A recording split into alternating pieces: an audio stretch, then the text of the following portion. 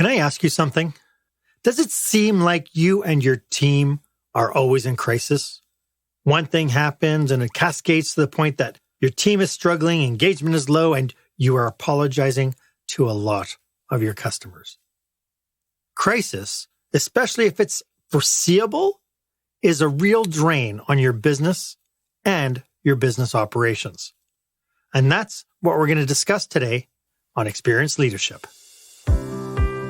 Welcome to Experience Leadership, a podcast that challenges small business owners and entrepreneurs, just like you, to dare to be the exception.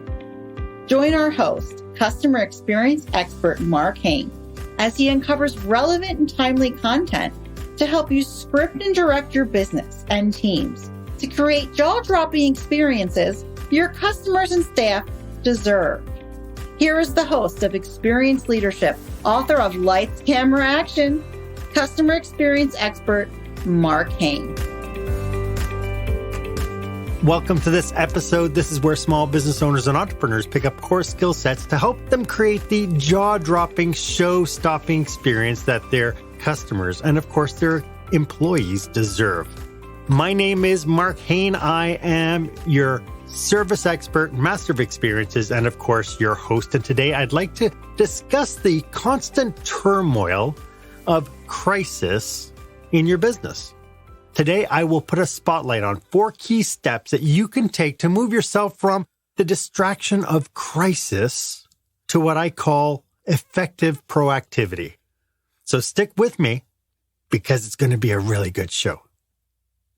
My whole thing today is all about crisis, and so I think I'm just living today's exercise. So I would like to jump into today's question of the day. Do you have any recurring frustrations? Crises that keep happening time and time again. That you pull your hair out and you keep thinking, why does this keep on happening? I'd love to hear your thoughts. Why don't you go ahead and share this episode on your favorite platform and hashtag it Experience Leadership and put your comments down with it. I'd love for you to be part of this conversation. Let's face it, Murphy's Law is a universal constant. Benjamin Franklin said there's nothing is certain except death and taxes. And as much as those things are true, we need to amend the saying to include that nothing is certain, death, taxes, change, and Murphy and his darn law. In my 35 years of running and consulting with businesses, I've noticed that many business operators and managers struggle with getting out of crisis. Their days are filled going really from one crisis to another, and you end up going through your whole day, getting to the end of the day, and realizing that you've not even made a dent in the list that you started off with that day. The crisis of our days become a dominating factor that really we show up to work every day. We have an intention of what we want our day to be like, but then crisis kind of distracts us from everything. So I'd like to take you back to the early morning of June 10th, 2018. It was early Sunday morning. Sous Chef Richard just arrived to start the very busy day at 3:30 in the morning when he realized that when he walked into his restaurant, he went to the walk-in cooler and he realized that the walk-in cooler that had all the raw and prepped items was warm. It was a balmy 28 degrees. For those of you south of the border, that's 82 degrees Fahrenheit. 24 degrees warmer than is safe to store food. While it was fully stocked with all the food prepped days before for this day's breakfast, lunch, and supper service, for the cooler to get that warm, it would have had to have been down for most of the previous day, with people going in and out all day long.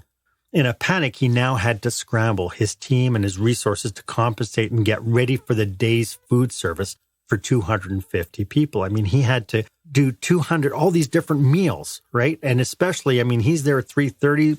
Breakfast service was at 7 a.m. And so he had such a short amount of time to get all that food out. The challenge here is that failure for him is not an option. You can't go to customers afterwards and say, I'm terribly sorry, I have no food. In 3 hours, people would be coming down to start their conference day needing breakfast as the very first order of business, then having to prep for mid-afternoon snacks and lunch and then afternoon snacks and supper. All the pre-prep that was done was gone. And there's so much work and hands that need to go into to pull this off successfully. And like all crises, this one crisis leads to a myriad of other crises. He needs stock. He needs hands to do the work. He needs time. But all of this was avoidable. There was no way that Richard or his chef could go to the conference attendees and say, I'm terribly sorry, we're not serving you breakfast today. Terribly sorry, you're going to have to go somewhere else. Likewise, for you, can you afford not to deliver the product or service you promised to your clients? Can you afford the extra manpower and costs, the production costs, and the reputation cost of not being able to deliver on time? The brilliant chef, sous chef, and cooks pulled it off that day. They had to scramble, and I mean more than just the eggs. They had to reach out to their resources, and they had to do what was necessary to get the job done. The stress was incredible. People had to pull double, even triple shifts, but they had to do it, and they did do it. But it cost them a packet. By 11 p.m. that evening, as they wrapped up the daily operations, Richard and the chef were determined that this would be the very last time they would ever be caught like this. They knew something had to be done. They realized they had to stop being ruled by the crisis of the day. I was brought in to create a strategy with them because, hey, that's what I do. So what I want to do today with you is I'd like to delve into kind of the 4 steps that you can do to get control of crisis before the crisis ever happens. And we'll get to that right after this. When the spotlight shines on your business, are customers applauding or yawning? In other words, how is your business performing? Make your business a star with the new book, Lights, Camera, Action, Business Operational Excellence Through the Lens of Live Theater by Marc Haine. Marc uses his business and acting experience to help you see your business like a live show so you can create a performance your customers will never forget. Buy Lights, Camera, Action today at your favorite online retailer or directly at marchaine.com. Welcome back. There are so many ways to become proactive with crisis, but one step that we need to take is we have to know that we are actually in crisis and we have to be willing to do something about it. I've worked in businesses and worked with business operators where crisis keeps on happening. People just don't know how to contend with it. They just say, oh, it's just a fact of business or it's a fact of life. And the unfortunate side to that is the stress that it creates on the managers, on the team, and of course for the customers can be really unsurmountable sometimes. Sometimes you just can't overcome it. And you'll see that there's some key indicators that there is a problem. For the chef and Richard, the first order for them to overcome this was to do what I like to call the 3P risk assessment. To get started, doing this risk assessment, I think is step number 1. I think it's really important that we understand where our liabilities are and what we do every day. We do risk assessments for every single process and foreseeable situation. If you've ever done anything around like occupational health and safety, doing their audits, the process is identical, except that instead of just looking for health and safety infractions, what we're looking for is we're looking for risks that cause crisis, not just the safety conditions, even though we would include the safety conditions as well in our process. But for every aspect of the business, we have to be able to rate the situation's effect on the business, the probability it will occur, and break it down into 4 different categories. This risk assessment, being able to kind of clarify what the category is, what is the rate or the detriment to the business, and then how likely is it to happen. Being able to rate that, you're able to put things and color code them into aspects of what you need to deal with and prioritize what you need to do with first, second, third, and fourth. But the 4 categories that we would classify them in would be, the first one would be out of scope, meaning that there are no preventative measures really for them. So things that come to mind as you see these extreme weather conditions, people getting floods, power outages, earthquakes, COVID, who could see that coming? There are certain things you just can't help. Acts, people would call them acts of God or acts of nature. The out of scope risks to our business, we really have to contend on play by play and a time by time. There are some things that we can do to protect some of our assets. So for instance, like one of the things with computers and data, right? They say that one of the things that you do is you get a hard drive and you back up your data and you store your data off-site so that you don't lose everything. And again, now cybersecurity is a big one that's popping up. We have some aspects that we're able to do for that.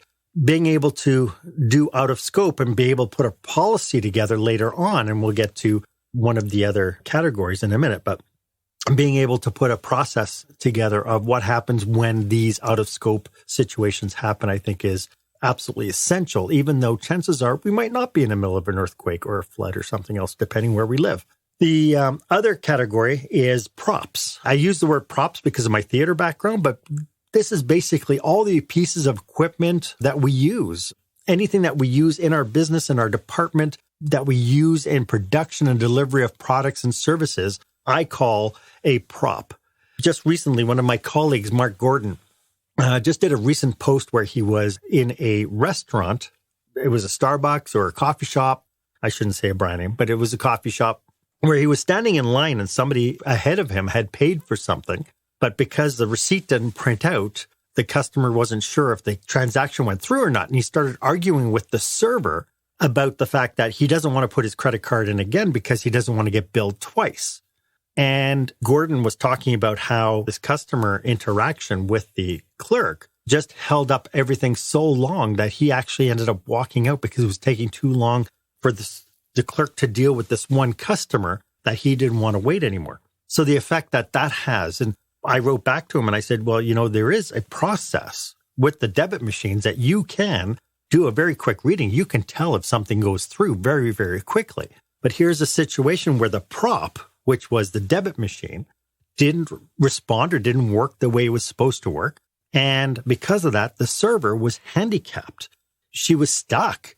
She was looking at it and not figuring out in this high pressure situation with an irate customer, not being able to problem solve that. And so one of the things that we want to do is we want to be able to look at our props and say, what can we do with our props when they fail? Another category is process. We look at how each job is being done. We outline objectives, expectations, and assumptions that gets us to the end result. And that for us, it could be our product or our service. In many circumstances, a lot of operational issues are a result of lacking or bad processes. Whether it's an equipment malfunction, a lost or misplaced tools, a lack of inventory, or even miscommunications with staff or customers. Not having processes in place is usually the root cause of our, and of course our customers' frustration. People is another category that we want to be able to put on our risk assessment. Of the three, people problems are probably the most challenging, the most unpredictable, and the most pervasive. In spite of the constant preparations and trainings and rehearsals, human beings don't always do or think or react in the way that we need them to do. In every interaction and every transaction, we and other people have a set of expectations as to what the outcome will be. And in any one of those transactions, we have a set of expectations as to how the other person will behave in the relationship with us. Our frustration happens when other people's behavior does not live up to our expectations. And by the other people, we could be talking about coworkers, we could be talking about employees, we could be talking about our customers. We have to be able to mitigate how other people will behave around us when they don't live up to our expectations. So that's the first step, is to categorize and take this 3P risk assessment, break them into these 4 categories. Again, the 4 categories are out of scope, props, processes, and people. And so that's why it's called 3P. Once we can go through and do the risk assessment, in the risk assessment, we're going to take a look at each situation that we do. And I strongly recommend that if you're going to do something like this, that you do it with your team. Number one, it'll get them involved. It'll also cut your work exponentially if you have more people doing it, especially people who are responsible for their stations or for aspects of your business. They know what they do every single day. They are so able to help feed you all that information so that it works well. But the second step is what I call checklisting. The biggest issue with the tools and equipment, what I'm calling the props, that we are required to use in our jobs, we use without even thinking about their value. We don't recognize the value of our computers or our cell phones or our equipment until they stop working. We're so used to working with them that once they break down, we are absolutely lost. I mentioned the debit machine and in the transaction for that one clerk. One of the things that I've done in virtually every property I've ever done when we're putting together any kind of mitigation for crisis is I'll go and get the old paper copy machines. I don't know if you remember them, where you put the credit card machine in and you have a paper receipt and you have to rub it and it goes click, click, right? And I'll make sure that we always have one of those in store so that when the debit machines inevitably will go down, because they will go down, it's technology, that we could at least still process credit cards manually. And then once we have the receipt and the customer has a paper copy of the receipt, we now have the ability to punch in the numbers afterwards once the debit machine comes back up. Or worst case scenario, go to the bank with the receipts and say, deposit my money. But I don't even know if they have the ability to do that anymore. But the mere fact that you're going to have the paper copy with a signature, it's a contract, it's just a little mini contract. It gives us the ability to then continue on serving our clients without having to put up a sign, terribly sorry, we're accepting only cash today. And if you remember a few months ago, in Canada, we had one of the telecommunications company broke down, and for 3 days, they had no cell coverage or no internet coverage for all the different businesses. And that just wreaked absolute havoc, except for those people who were prepared. In his book, The 7 Habits of Highly Effective People, Stephen Covey recounts a story of a lumberjack. He's under time constraints to get the trees cut down, and he's getting so frustrated by how hard the job is and how long it's taking. And somebody passing by suggested to him that he sharpens the saw. And the lumberjack responds that he has no time to sharpen the saw. He's got to get these trees cut down. And so when it comes to our props, we must take time to sharpen the saw. If we don't service our props, clean our props, and take care of our props, they will cause us more trouble and fail when we need them the most. So being able to create a checklist and measure devices is the solution. We want to be able to put in a definition of what proper operating procedures look like and put in a measuring device to be able to say this is good or this is not good. Had Richard and his sous chef, if they had had a temperature log for their walk-in cooler, they could have spotted the problem so much faster. I mean, it could have been 2 days earlier. They could have seen that their fridge was losing its refrigeration. In order for them to do that, what we did was we instigated 4 temperature checks throughout the day. They had to do a temperature check, so we gave them the little zapper gun and a clipboard with the time, the temperature, right, and a signature, or an initial. So who's ever doing it can go into the room, they can zap the room, read the temperature, write it on the log, and then repost the log. And they did it on opening, they did it at lunch, at supper, and before they left at the end of the day. The clipboard and the thermometer were attached to the wall, so it was easy for anybody who walked by to be able to see it being done or not done.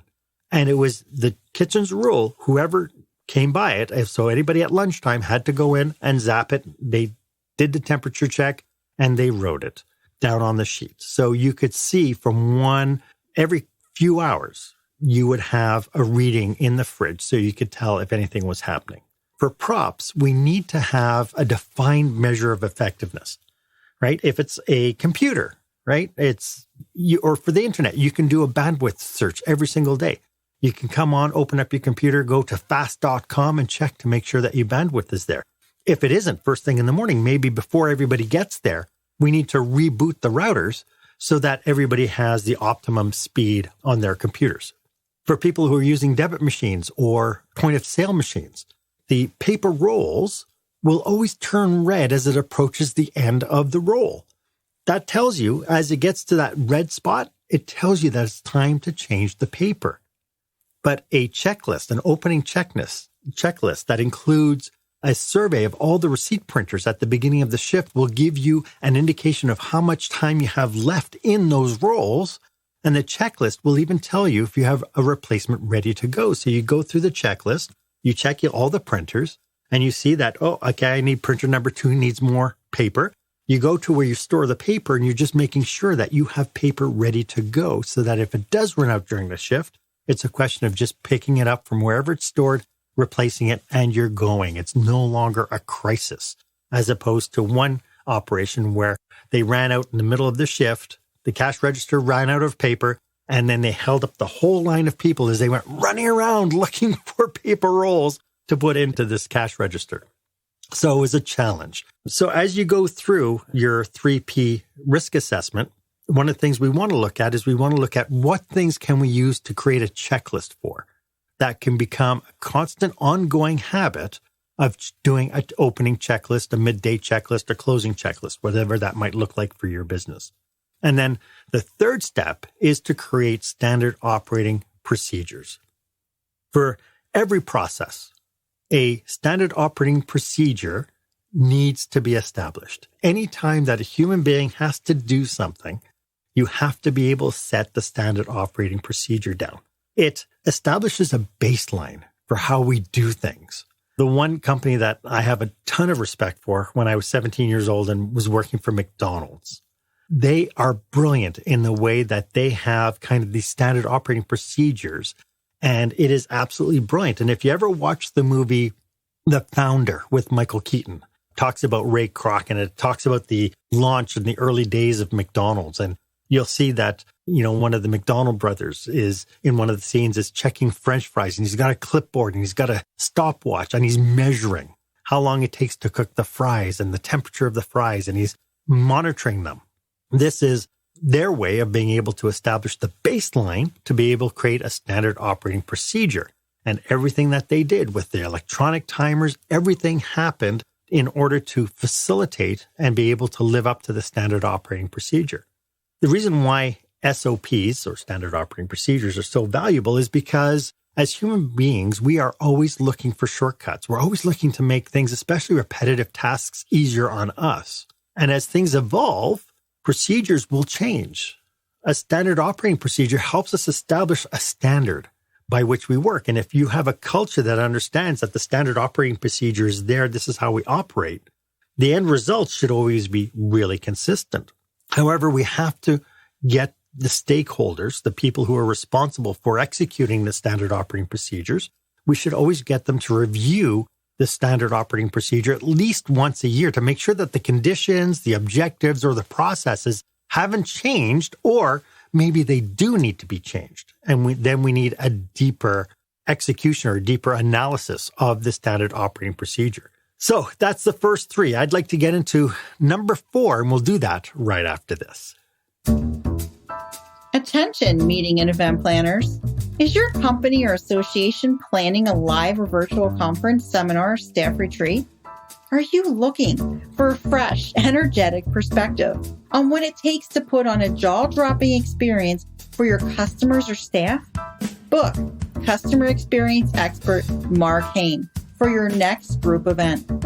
Past participants have said, Marc kept us in stitches while teaching us how important and powerful actually designing our customer experience can be.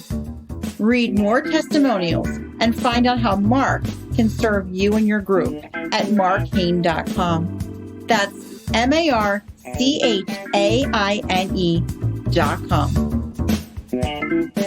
Welcome back. I hope that you are finding value in today's episode. As you can tell, I'm super passionate about today's topic. And if you belong to an organization or an association that is planning a conference or a leadership retreat and you think that I might be able to bring value to your group, I'd love it if you would connect me with your planning committee or the person responsible for planning your conference. It would be my absolute pleasure to serve. So we've covered the first 3 best practice steps for effectively putting the wrong emphasis on the wrong syllable, for effectively and proactively dealing with crisis. The 4th best practice step is training. I have to say, Training, I've been a big proponent. If you ever watch any of the other episodes, I talk about training quite a bit. The need to bring people into the loop is essential. In my book, Lights, Camera, Action, I talk about this idea of rehearsals. In a play, we cannot execute a play without having the actors rehearse. It would be fair to say it doesn't matter how talented the actors are. It doesn't matter how many productions they've been in before. When it comes down to executing a script and putting on a show, we need to have rehearsals. So if you're watching the replay of this and you think that that's not right, that we shouldn't need rehearsals, I'd love you to put no in the comment box. Honestly, it would be impossible for us to be able to effectively put on a stage production if we didn't know where people needed to be, what people needed to be doing, and the words that they're going to be using. And so training becomes the one aspect that we have so much control over. And of course, there is that old adage, oh, Mark, what happens if I train my people and they leave? And then the flip side to that is, oh, but what happens if you don't train your people and they stay? So that's always the challenge. In this 4-step process, managers need training on how to lead, how to delegate, and how to follow up. We've talked at length, and a lot of episodes are focused around this idea that some of our best performers, some of the best people in our businesses get recognized and they get promoted into leadership roles, but then we don't give them the tools to be effective. We don't turn them in. We don't teach them how to become coaches. We don't teach them how to delegate effectively. We don't give them the skills to be able to talk to people and communicate in a way that's transparent and authentic and objective-based. Managers need to be trained. Staff need training. They need information and a constant review as to what are the expectations, what are the outcomes that we expect, and anything that pertains to their performance of their jobs. People need to understand what your expectations are of them. And turning around and going, it's just common sense is not good enough. Especially when we do the first batch, the first 4 things in our 4-step process, we have to be able to train them. We have to be able to train people, and to be able to help us with the 3P risk assessment, we have to teach people what it takes, what is the optimum condition of a particular prop, or how a particular piece of equipment should be working. We have to teach people what a standard operating procedure is. What are the expectations? How do they follow a standard operating? Where do they find a standard operating procedure if they needed to be reminded, right? All these different things that need to be trained into the workplace. And these can be in the form of team-wide trainings where you bring somebody like me in to train a certain capacity or skills, or even a process, such as training customer experience, training leadership, training on dealing with difficult people, whatever it is you need me to do, because of course that's what I do. Training is reinforced daily with things like stand-up or miniature debrief meetings, where the team comes together at the beginning of a shift to discuss changing conditions, changing expectations, or anything within the day that pertains to having a super, super great day. These are integral parts of running any business. And for the people who don't think that communication is really important to making sure that their team is up to speed with anything that's going on, you need to look at that, because I bet you when you look back at the crisis that's happening, somebody's going to turn around and go, well, I didn't know, or I thought. I love the word I thought. Whenever I have a kind of model that whenever somebody comes to me and said, oh, I thought, they're wrong. They come in and go, I thought the stock came. Well, you're wrong, because it's not here. I thought, my shift was yesterday. Well, yeah, right? Every time somebody comes to you and uses I thought as part of the excuse, they're wrong. So, to recap, the best practices are tied to the 3P risk assessment, checklisting, the standard operating procedures, and training. So, what happened with Richard and his chef?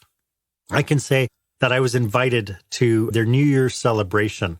And in the early morning of January 1st, 2019 at 1 a.m., Richard and the chef called all the kitchen team together in the office. This is 1 a.m. The chef handed out glasses of champagne to each member of the kitchen staff. They had just wrapped up their duties for the New Year's Eve celebration. And As the party continued in the main hall and the bar, their day was done. The kitchen was shut down. All the people got together, all the team members got together, and they got to celebrate a little bit of their end of year. I have to tell you that they marveled and toasted to their success for the year because the chef took the time to thank the team for supporting and contributing to the changes that they made within the last 6 months. Keep in mind, we had this in June. Their big crisis happened in June, and now they're January 1st. The changes ensured that Richard and the chef would never have to panic like they did 6 months before. I won't lie, the process to be that intentional and to work through this project is really daunting. But the chef and Richard involved the whole team, and because of that, they had complete buy-in for everybody who was on board. It made their lives easier, it made the management's lives easier, it made the customer the number one priority. And had they not invested the time and the resources to do the work, they would continue to be driven by crisis. They'd be frustrated with the level of work, and the people would continue to have crisis, and it would continue to mount and escalate. They would always be under pressure to deliver in the throes of crisis of the moment, whether that's being short-staffed, short-stocked, whatever. I know personally that until I speak with you, I don't know what your place of business is like. But if you don't have these practices in place and you are constantly struggling with having to put out fires, then you too are probably being driven by crisis. You're probably surrounded by frustration. Frustration in yourself, your employees, even your customers. And you and your business are not reaping the reward, making the money that you deserve. Can you imagine what it'd be like to not have to wonder, okay, what's the next disaster going to be? Right? Every time something bad goes on, it all comes in threes. What's the next one? Right? Imagine what it would be like that you can wake up every day and know that you have things covered, that people are in place, happily doing what they should be doing. Your customers are happy. You can sleep at night. There's really, honestly, so many different excuses why leaders don't do this work. And a lot of it, unfortunately, has to boil down to economy, that they're worried about how long it takes, how expensive it is. But it really is costing people so much more by not doing the work. It's one of those little things that you realize only after it's done how valuable it is. And that's what I guess makes it rather complicated, because I'm saying do this work and I'm saying it's going to save you money, but until you do the work, you won't realize it till months after it's done. Because months after it's done, you're going to realize that people are happier at work, that you're getting more stuff done, that you have less, you're not taking your time to have to put out those fires. So here's my challenge to you. I suggest that you start out by doing the 3P risk assessment. Just make that as a commitment, right? You and your team can do it together. Give yourself 3 months to complete it. Then from there, you can decide what you'd like to do next. If you decide that you want to take the next steps, then you could start looking at checklisting. What kinds of things do you need a checklist for? If you need a template to get started, drop me a line. My contact is in the show notes. I will send you a Google Sheet with a template for the 3P risk assessment just to help you get started with you and your team. As I wrap up, please know that you don't have to live in crisis. There are solutions to the problems that you face day in and day out. There are solutions to it all. The idea is that a mistake or a crisis isn't bad as long as you learn from it and keep it from happening again. My hope for you is that you get to play, be more interactive, innovative. Every day you get to play at work, but you can only do that if you are not having to put out those fires. Honestly, I hope this has been helpful to you. If you have any questions about our topic today, or you'd like to brainstorm some aspect of your business, feel free to click the calendar link in the show notes and book a complimentary 30-minute session with me. Honestly, I live to serve. The link in the show notes is the one that's marked meetwith.marchaine.com. And please, if you enjoyed this episode, feel free to subscribe to this podcast and share the episode within your network. I have a strong philosophy that knowledge is power, but only if we share it. The bottom line is, if we apply what we learned today, it could be magical for your business. Even bigger, if you apply these concepts to all your stakeholders, that is, you include your employees, your suppliers, anyone you do business with in any capacity, you will rock your world with the most amazing, loyal brand ambassadors getting stuff done in a happier, more succinct, processed workplace. I want to thank you for joining me today. I know that your time is valuable, and if you got this far with me today, I want to thank you so much for your time and commitment. I do hope that you thought this was value. I look forward to serving you again in upcoming episodes. My name is Marc Haine. I hope that you stay safe, stay healthy, and I hope you dare to be the exception. Thanks for joining. Thank you for joining us this week on Experienced Leadership. Make sure you visit marchaine.com for a full directory of available episodes. While you're at it, if you found today's content valuable, please share it and tell your friends about the show. As Marc says, knowledge is power, but only if you share it. Be sure to tune in each week for the newest episode. Please stay safe, stay healthy, and dare to be the exception.